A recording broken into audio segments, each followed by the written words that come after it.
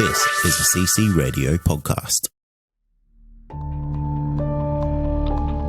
It was just the most massive thing I've ever seen. To tell you the honest truth, I thought, well, we're the only ones left on this planet.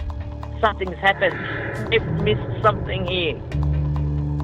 The fear that went in me when I seen it was just like the feeling. I'd say it was fear, but I've never felt that feeling before in my entire life.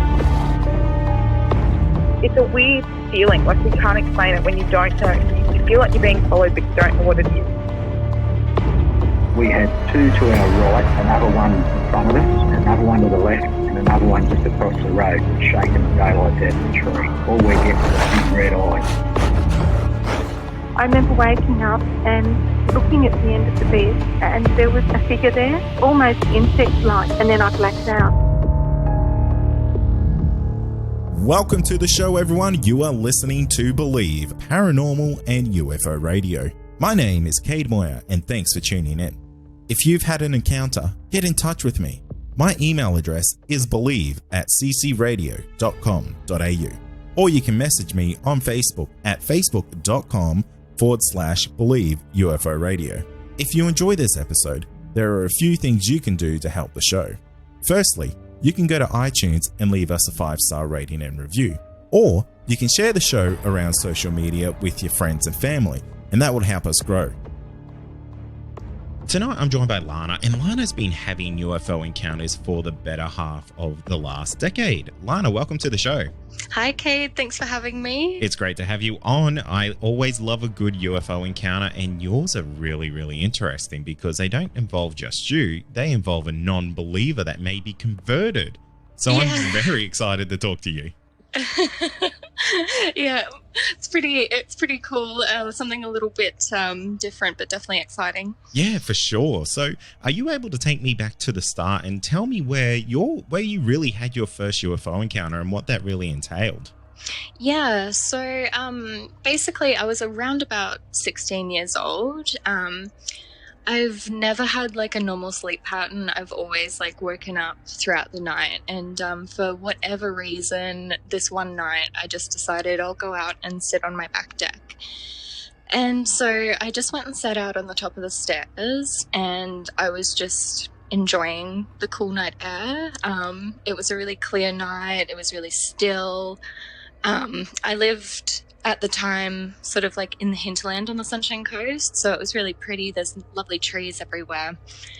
So I was looking into my neighbour's yard and looking at the gum trees that sort of like border their yard, and as I was following them up, I'm looking up towards the sky, and as I like finish at the leaves in the canopy, there's this little section of open sky above me, and then as my eyes hit it, just like this massive blinding white flash hits me. It was so bright and overwhelming that like all of my vision, everything just went white.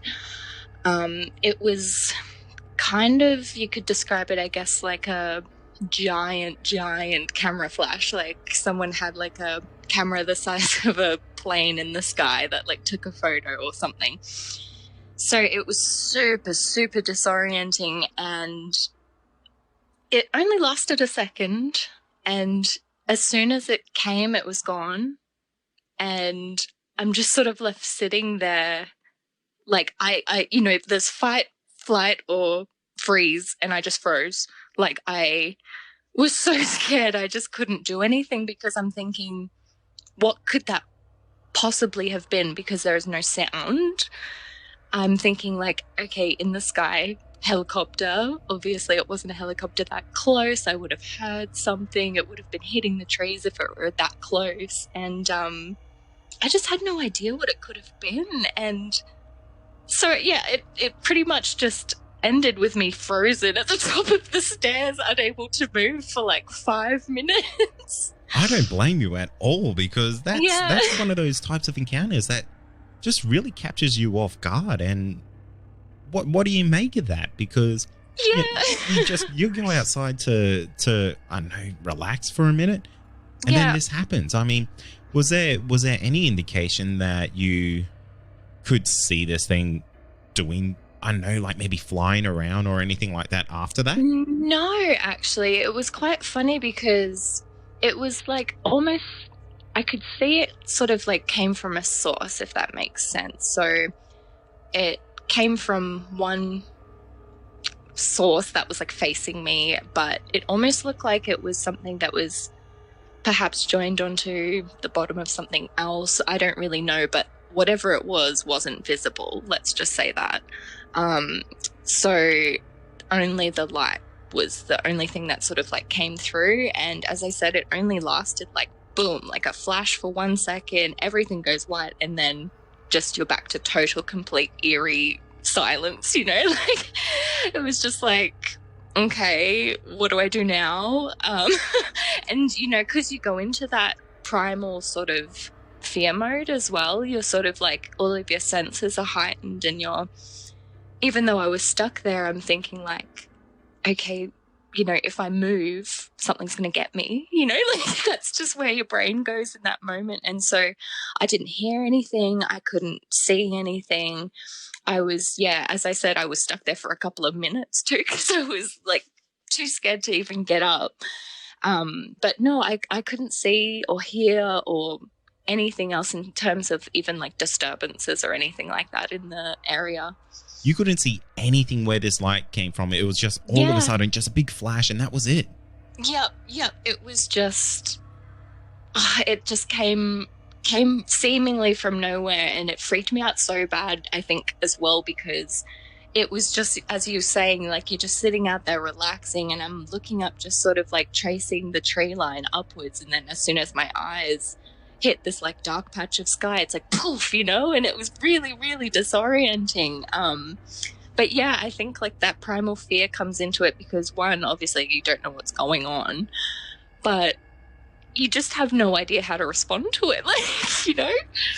Well, that's it. People aren't made to deal with those types of situations, you know?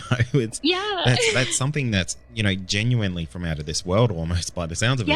It's really, really odd, because I wonder if this thing that was in the sky thought you were looking at it, and it maybe had to protect itself or something. I don't know, because I mean, like, even just on your show and everything, I've heard of other people talking about like cloaking and how they've seen ships that are basically like, you know, almost exactly the same as the sky behind it, so they almost didn't see it or something. So, I mean, that could have been the case, and I just, like, you know, as I said, it happened so quickly, and because I wasn't really like looking, and I just got so blinded by this flash, like, I don't know, but yeah, it was really, really, really freaky. Do you happen to know if you had any missing time or anything like that? See, this is the thing, because I was like around about 16 years old and I was so scared, I didn't think to like look at anything, and at the time I didn't really know about, you know, the phenomena of missing time and things like that, so I didn't even think to check. I'm pretty sure I ran inside and then ran to my mum's room to like, Mum, oh my God. But yeah, no, I wish that I had known to check for something like that, but I just didn't know at the time. That's probably a question that you're never going to know the answer to, unfortunately. Yeah, I know it, and I have thought about it a lot as well. Because that would be the thing that would really play on my mind is what happened there, because maybe it was a flash that kind of dispersed everywhere, or I'm wondering if this was just a flash that was directed at you. Yeah, well, as I say, like, it was so disorienting, so you kind of have no idea really what's going on there, but I really wish that I had some concept of at least, you know, like a rough gauge of what the time was when I went out and when I came back in, but yeah.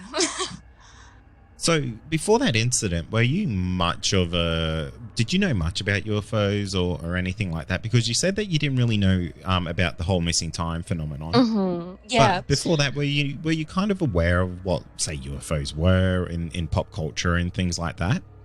Yeah, I have loved like the whole concept of like aliens, UFOs and everything like that since I was a child, but I don't really know where that fascination started. It was just sort of like my mum would take me to get like DVDs or something like that as like a 4-year-old or whatever, and I'd be like, let's get this like alien documentary. And she'd be like, maybe let's get Disney instead. Like, but yeah, so I was always interested in it, but I guess just in a way that it was like something that was really intriguing to me, because I always remember being really, really little, and my first question I'd love to ask people is, do you believe in aliens? So it's just this little weird child that's like, you know, kind of obsessed, but I don't seem to have like any, you know, memories or anything like that from when I was younger, say like anything that like an experience that would have triggered anything that I am aware of. Yeah. Like there's nothing in there that kind of makes you feel like there was something that drew you to that for a reason. I don't think so. No, it's just always been there. Yeah. No, that's cool. I think that's great. And I was pretty much the same when I was a younger person that I was just fascinated with that type of stuff. And I swear my parents must have thought I was an absolute weirdo. Yeah. Oh, my mum too, hey. So, okay, you had that encounter there, but that's not the only encounter that you've had with UFOs now, is it? No, and see, I don't even know really what to call these events. Like, I tend to call them light flash episodes, because I just have no other like vocabulary basically to describe what's going on. But no, I did have another one of these sort of episodes, and it was a lot more recently. It was actually only last year. And it got a little bit more scary, I would say, because it got a lot closer this time. So obviously, like the first time this happened to me, I looked up into the night sky, something hits me, and I know, even in a sense of like, oh, you don't know what it was, it's like you can still think of like a couple of things to maybe settle your mind, you know, that might maybe logically this could have happened or whatever. But this second time it happened inside my house. So it really unnerved me, I think, more than anything. So basically what happened was I had just gone to bed. My partner stays up a lot later than me, and he was off in another room, and so we basically will just, you know, close the whole house up, turn all the lights off, and I'll go to bed, and he shuts himself off in his other room.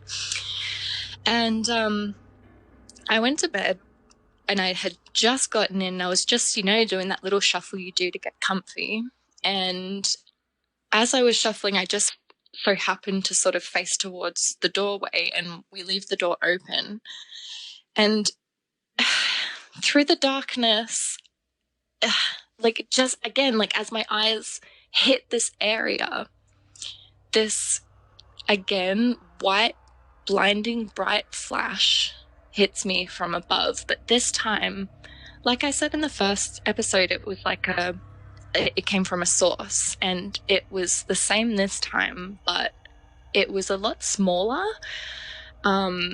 And as I say, it was inside, so it was underneath a roof, in a controlled environment. So I absolutely freaked out. So I'm lying there in the dark, flash, this thing, boom, hits me, and I just immediately start like calling out for my partner. I was too scared again to like get up and do anything, because to me it looked like, you know, those big bulky camping torches. It was almost sort of like that size, I guess, like if someone would have turned one of those on and held it above you while you were in bed, but it was just blinding white, like and as I said, it, like, you know, it makes your vision just like go white for like a flash of a camera sort of thing. And so I yell for my partner, and he runs in quickly and turns the lights on and everything. And I should mention at this point, he's an absolute skeptic. He never would even sort of give any leeway to the idea of like paranormal and stuff, so I just wouldn't talk to him about that kind of stuff, and that's fine. But obviously I have to tell him what's just happened, and I'm thinking like, how do I explain this, like, oh hey, I was laying in the dark and then a light flashed on me, but it wasn't our bedroom light. It I just didn't know what to say, so I just explained it as best I could, and that was basically probably what I said. And his immediate reaction was logically to check the house for intruders. And I'm sort of lying there, not moving out of bed, but the lights are on now, so I'm feeling a bit more safe. But I'm kind of like, I know that wasn't a person, that there was no sound, there was no nothing. I know there's no one in my house. I live in this tiny little unit, and he goes off and checks the place, and there's of course no one in there. Everything's locked and shut still. So it kind of just gets to this point of like, well, what do we do then? So he kind of sat with me, and I was still really freaked out actually that night. But I just decided, I'll go back to sleep. It'll be fine. But throughout, I want to say maybe a couple of weeks around this time, our bedroom light started to randomly turn on in the middle of the night. And quite often it would turn on, and just enough to wake you up. And so you'd open your eyes and be like, oh, why is the light on? And then it would turn itself off. And so it was almost like something was just trying to get your attention or something. That's really creepy. Yeah, it was really, really weird. And I think sort of different times, either one of me or my partner would wake up when it would happen. So sometimes both of us might wake up, or other times one of us might have just woken up and the other stayed asleep while the light turned on. So it was kind of like, oh man, why do I have to be alone in this situation, And it was particularly freaky too, if you woke up by yourself with the light turning on, and by the time you sort of look over to your partner to, I go to wake him up, and then the light turns off, and I'm like, don't do that to me. Oh my gosh. Yeah, that's just straight up messing with you, and that's, I don't know if it's trying to be funny or if it's trying to scare you, because one, it's kind of, I think that's super creepy activity to be going on. Yeah, it's weird because it seems like, to me at least, it was like it wanted attention. You don't wake me up by flashing the light in my eyes and then turn it off the second I wake up. But the really weird thing was, so it took me a very long time to get this out of my partner, because as I say, he at the time was a massive skeptic. He didn't like to even lend any kind of, credence to anything like that. He wouldn't even think about it. So I ended up getting out of him months and months and months later with the help of some drinks, that on one of those particular nights, during those couple of weeks when we were having the lights turning on and turning off, he woke up during the night one time, and the light hadn't turned on, but he looked over at me lying in the bed beside him, and while the light was off, he could see these two I don't even really know how to describe them, but figures, shape of a person, the outline silhouette of a person, but made of just pure white light. And so they apparently were tall, thin, sort of, lanky. But he basically saw these two beings leaning over me while I was asleep. Wow. Yeah. I've just got chills listening to that, because I couldn't imagine being in that situation, being your partner, because to go from being someone who's a non-believer to seeing, which would be the holy grail of paranormal / UFO encounters happening right there to your partner. but also like not wanting to like believe it's actually happening, you know? Yeah. So it would have been like, you know, like bless him, it would have been a pretty awful situation to be in, but I could imagine it would have been pretty, you know, freaky, because basically how it ended was he got a look at them. They were, you know, as I said, leaning over me. He said one of them might have even been crouching, but the light turned on, and then all of a sudden you can't see these light beings anymore. So that kind of almost makes me wonder, like, are they there when the light's on and you can't see? Or, you know what I mean?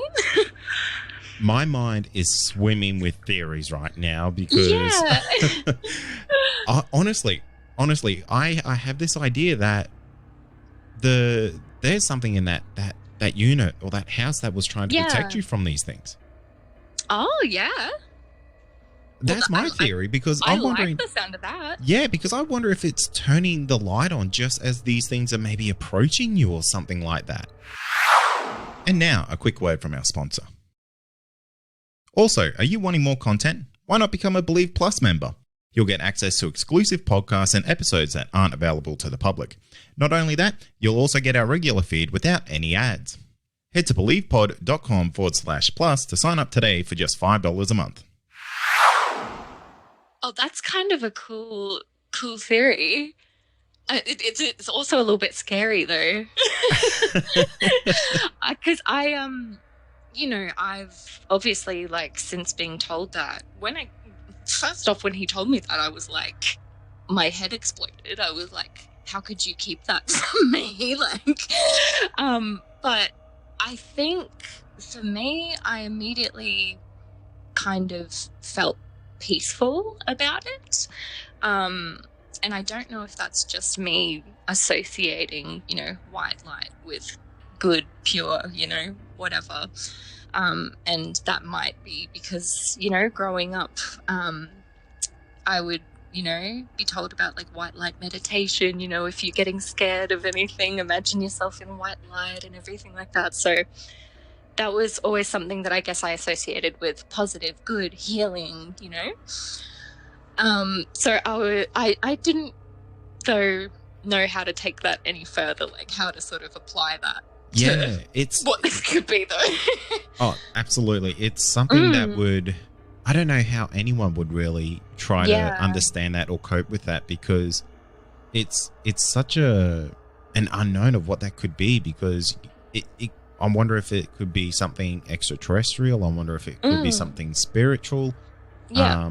It could be something, you know, something paranormal of some completely different kind that we don't even understand yet. Yeah, see, because I was kind of, I don't know, I think because the first time that it happened in the night sky, I think you automatically go, UFO. But then when you have another experience and it happens inside your house, it gets a bit fuzzier, you know, like it's like, oh, well, that wasn't in the sky, that wasn't like a flying object, you know, that was, I have no idea what that was. And, you know, I hear about people talking about min lights and things like that, and I love that, but obviously I don't think a min light's coming into your house, like, to check on you while you're sleeping.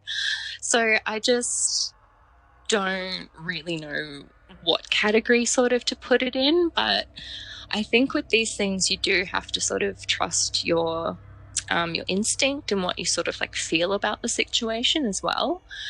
And I guess I don't feel, in the moment I feel terrified, but like afterwards when I think about it, I'm kind of like, okay, well that was cool, and I mean I can't see anything wrong or like that, you know, nothing's happened to me, I'm not sick, nothing's, you know, but it really does make you, I guess, just question everything and wonder what's going on. So what does your partner think of all of this now?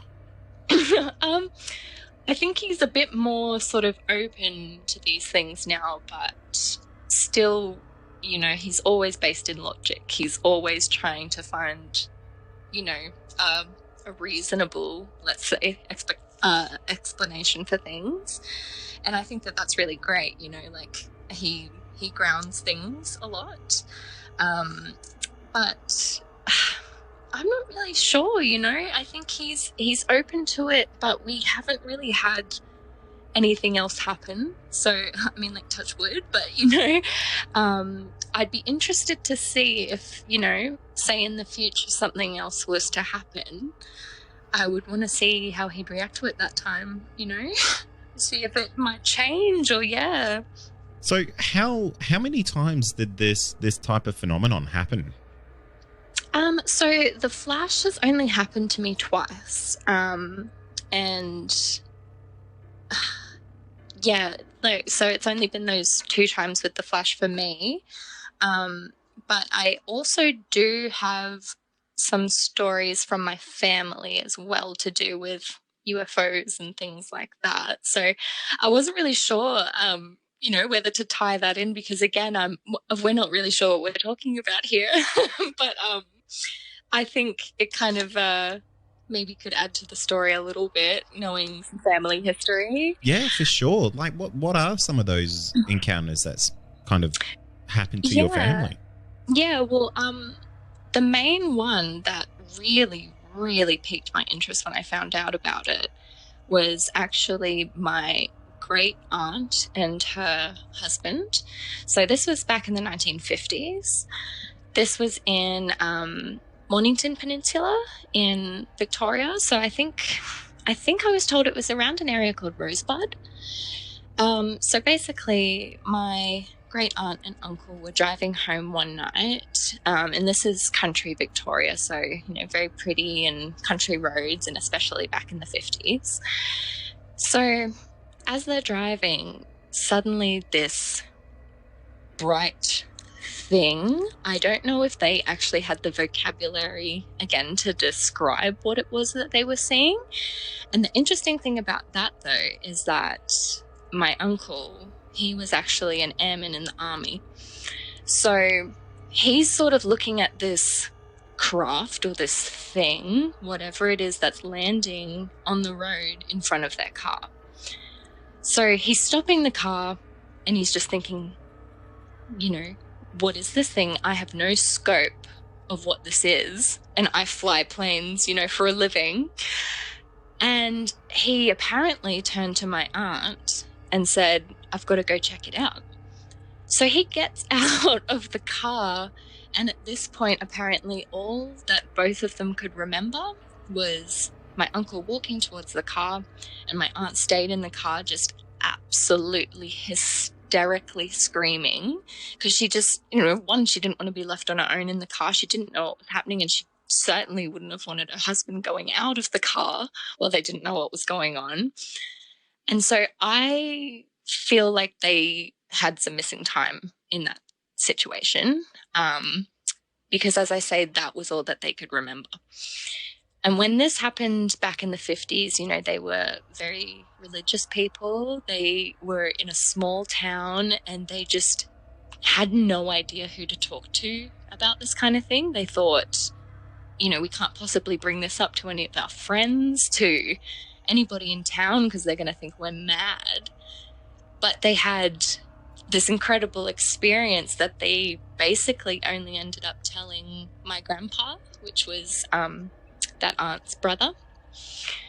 And it's kind of just been this weird thing that's been in our family, and I couldn't believe that it took so long for me to find that story out, to be honest with you. But yeah, so that was the encounter from the 50s. And we do have also that aunt who was in that experience, her niece, also lived down in the Mornington Peninsula, sort of that area. I believe that this place was called Baxter in Victoria, and they owned this large farm down there. And that niece would look out the window all night and just watch what she would call UFOs flying through the sky and landing on this hill that was behind their farm. You're kidding. No, and I'm just like, it was just like such a casual thing, you know. It was just like, yeah, that happened like most nights, you know. Wow. Lana, I your know. family has got some like secret history going Yeah, on here. something's going on. Yeah, so it was pretty wild. And that niece, so she, I think technically, because, you know, I get confused with all of the like family tree stuff, so I think technically I would call her my auntie or something like that, but it's my mum's cousin. I don't know. Anyway, she actually passed away, I think it was at the very beginning of this year, at the very end of last year, and we only just got those stories from her because she was one of the last, well, no, she would have been the last living person who knew the story of my uncle and aunt that night. Oh, wow. Yeah, out on the road in Melbourne. Because as I said, they did not tell anybody about this. They were so scared about what their reputation getting ruined and people thinking that they're crazy. So they would only tell a couple of people, and they were only people in our family. And one of them must have just happened to be that, you know, niece of theirs that was also very interested in UFOs. So I can imagine that she would have found great comfort sort of, you know, in hearing things like that. And for me, to a certain degree as well, it's quite cool to sort of look back and think, okay, well, you know, my aunt and my my great aunt and everything like that, you know, they had their experiences, but yeah, it's pretty cool. It's unbelievable. It is one of the most fascinating UFO stories that I've ever heard. I mean, having a UFO land in front of your car and then nothing, like and then you just, no memory, nothing like that. Yeah, and the thing I love about that story particularly is that Fraser, the uncle, he was an airman, so he's looking at this flying object just going, what am I looking at? You know, to the point where despite all the danger and the fear he must have been feeling, he felt the need to get out of the car and go up and try to see what this thing is. It just makes me wonder what kind of secret they lived with their whole life. Because I wonder if there's more to that story. I wonder if there's if they encountered things that they just couldn't bring themselves to talk about. Absolutely. I think about that as well, because if it was so hard to tell even family that, you know, that much of a story, imagine, you know, what they wouldn't want to tell anybody. Yeah, it's a shame that story's kind of lost to time now. It would have been, I know. It would have been fascinating to kind of get a record of that, because that could have been one of Australia's most, I guess, important UFO encounters. Possibly. I mean, I wish I could have gotten it straight from the source, but as I say, they were my great aunt and uncle, so they were probably, you know, gone when I was a child, which is really unfortunate. I would have really loved to chat to them one-on-one, and, you know, I feel like maybe it would have even been therapeutic for them to get all the details out, because it's like, finally, you know, I can just tell someone everything. Yeah, absolutely. And it's so disappointing that it happened at a time where they felt like they couldn't talk to anyone about it. That's the real shame of all of that. Absolutely, yeah. So Lana, these encounters that you've had, what do you think they are? Like, do you think they might be something otherworldly? Do you think it might be more paranormal now that you've kind of spoken about it? I think, through my sort of like research and stuff, I call it research, it's loosely termed Googling. So I just sort of, you know, I've looked up so many times specifically like beings made of white light beings, energy beings, whatever these things could be, because I've heard other people talking about stories that involve them, and I've always sort of heard them referred to as different things. And one story that I actually heard, I can't remember which podcast I was listening to, but this guy said that he actually saw one of these beings in his house one time, and it was at a time that his dog was really sick, and his wife was praying and praying and praying for this dog. And apparently he sees this energy being in his house, and the next day his dog is, cured. This old dog is, feeling like a puppy again or whatever. But again, that's like a secondhand account, but it kind of made me like, ooh, maybe it's a good thing. Maybe it was healing me. And I think that that's just my brain wanting that to be like a nice truth. Because everything else, you're just kind of like, oh my God, what are they, what are these guys and what do they want? Yeah, I would try to take it as positively as you can. Yeah. Because, I mean, the fact that these light beings that seem to be almost looking over you that very well could just be a good omen. Yeah. And I think it's always good to have that type of positive mindset when it comes to this type of stuff, because it's so easy to go down that rabbit hole of, oh, could it be dangerous? Could it be bad? I mean, heck, I even did it about 20 minutes ago with you to go, I wonder if the lights turning on and off were like a warning to rid these things, but who knows? Well, like, as you say, it's like kind of trying to piece together all of the little bits of these scenarios, because to me it seems like it has to link up, the flash is coming from the sky and from above me, and then these light beings standing above me, and also our light above us in our bedroom turning on and off and things like that. It's, it's all things involving light of different degrees, and the fact that it's happened in different houses and different areas too, because I currently live in a different area to where I did when the first account happened when I was a teenager.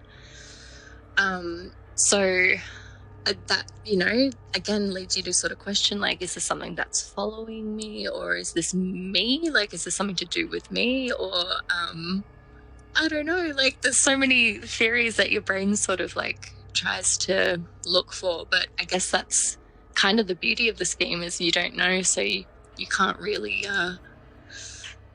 think too hard about anything, really. You can have fun speculating, but I mean, as I said, nothing negative has happened to me, so I can't just automatically be scared, And that's the best way to be, because as long as you're not in danger and the experiences are either neutral or positive, there's nothing to worry about, probably. Yeah, exactly. Like, I'm just gonna take things as they come, and I mean, I'm more just curious about everything more than anything. Like, as I said, it's scary when you're in the moment, but afterwards you just want to know more, And that's going to do it for tonight. And remember, if you have had an encounter, get in touch with me. My email address is believe@ccradio.com.au, or you can message me on Facebook, and that's facebook.com/Believe UFO Radio. Until next time, stay safe, and you've been listening to Believe Australian Paranormal and UFO Radio.